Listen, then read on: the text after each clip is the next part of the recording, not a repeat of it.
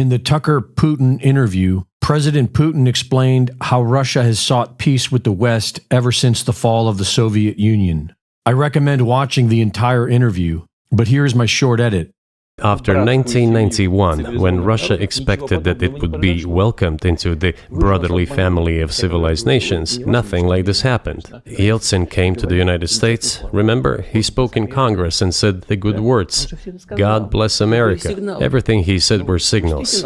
Let us in. Yeltsin was immediately dragged through the mud, accused of alcoholism, of understanding nothing, of knowing nothing. He understood everything, I assure you. I became president in 2000. I thought, okay, the Yugoslav issue is over, but we should try to restore relations. Let's reopen the door that Russia had tried to go through. At a meeting here in the Kremlin with the outgoing President Bill Clinton, right here in the next room, I said to him, I asked him, Bill, do you think if Russia asked to join NATO, do you think it would happen? Suddenly he said, you know, it's interesting. I think so. But in the evening, when we met for dinner, he said, you know, I've talked to my team. No, it's not possible now. I repeatedly raised the issue that the United States should not support separatism or terrorism in the North Caucasus. But they continue to do it anyway. I once raised this issue with my colleague, also the President of the United States. He says, it's impossible. Do you have proof? I said, yes. I was prepared for this conversation, and I gave him that proof. He looked at it, and you know what he said?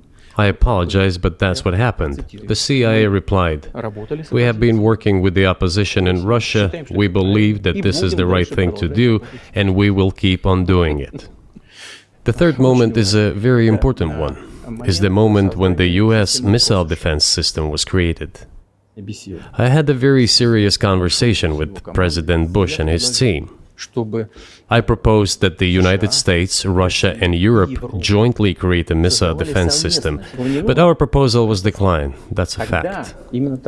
It was right then when I said, look, but then we will be forced to take countermeasures.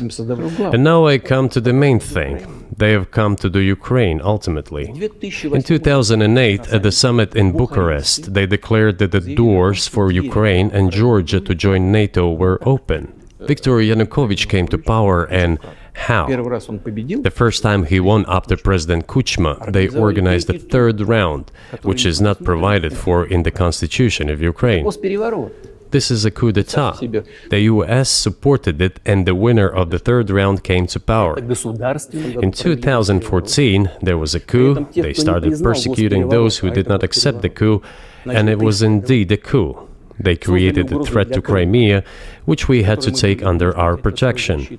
They launched the war in Donbass in 2014 with the use of aircraft and artillery against civilians. We would have never considered to even lift a finger if it hadn't been for the bloody developments on Maidan. It was they who started the war in 2014. Our goal is to stop this war, and we did not start this war in 2022. This is an attempt to stop it. Wouldn't it be better to negotiate with Russia, make an agreement, already understanding the situation that is developing today, realizing that Russia will fight for its interests to the end? Listen, you have said that the world is breaking into two hemispheres. A human brain is divided into two hemispheres. One is responsible for one type of activities, the other one is more about creativity and so on. But it is still one and the same head. The world should be a single whole. Security should be shared rather than meant for the golden billion. That is the only scenario where the world could be stable, sustainable, and predictable. Until then, while the head is split in two parts, it is an illness, a serious adverse condition. It is a period of severe disease that the world is going through now. See the whole thing at tuckercarlson.com. Reporting for InfoWars, this is Greg Reese.